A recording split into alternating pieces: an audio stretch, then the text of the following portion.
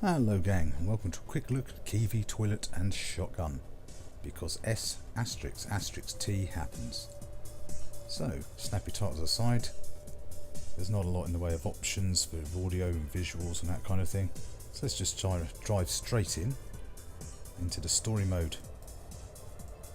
Get the show on the road, literally and figuratively. Game in its essence, twin stick shooter, some sections are on foot like this, and others are in this vehicle here. So let us get in. Q to enter, odd choice, E for your turbo boost. For some reason they want you to shoot. I can't imagine any time that will ever be useful for anyone. And the first issue you see there is the handling on this thing. It's pretty abysmal.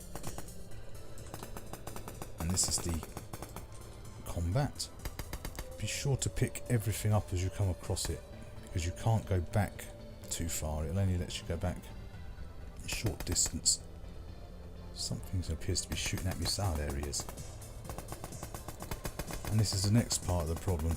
The game is completely randomly generated as to what enemies you'll get, what drops you will get, even the distance between the checkpoints.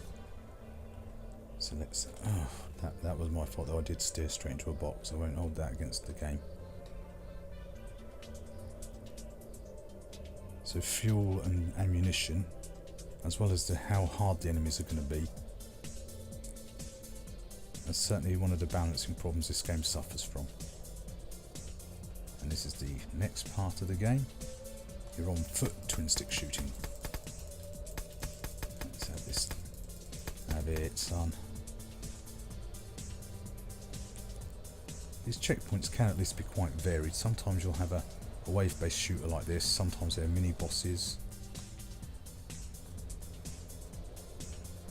I think there's some enemies somewhere. Ah, here we go. Also the AI can sometimes break, they can shoot you off screen, they can forget to shoot you completely. The visual style might seem familiar, and that's because this game was by 16-bit Knights, who I just recently had a quick look at Flesh Eaters, Retro Zombie Survival. So a lot of the assets have been reused from their other games, although they do only have 3 games on Steam.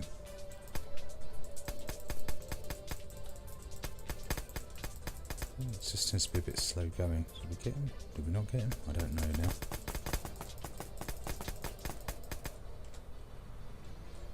So yeah, the visuals are well done if somewhat samey. Audio, as you can hear, again is good, but it suffers the same problems.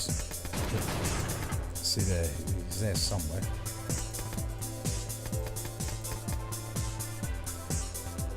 And it's just too random.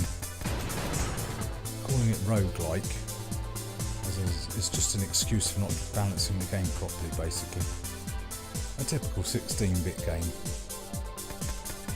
Good core concept, generally decent execution, good audio, but there are elephant seals out there on balance beams that are better balanced than this.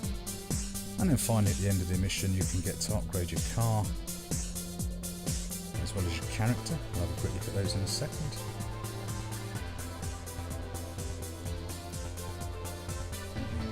Loads of goodies to collect. As I said, this is the problem. I might have quite a lot of money, I might have virtually no money, and even getting a lot of money is no guarantee you'll get through. So your car, oh no, that's actually not too bad. Definitely have that machine gun. I think I'll definitely have that fuel, because fuel is a big problem in this game. As you can see, everything, including the FU2-10, is quite expensive.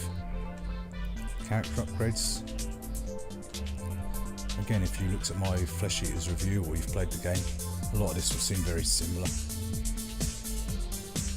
And then finally, of course, you can just restock your supplies and repair and heal in the marketplace. So let's have, I'll basically have everything.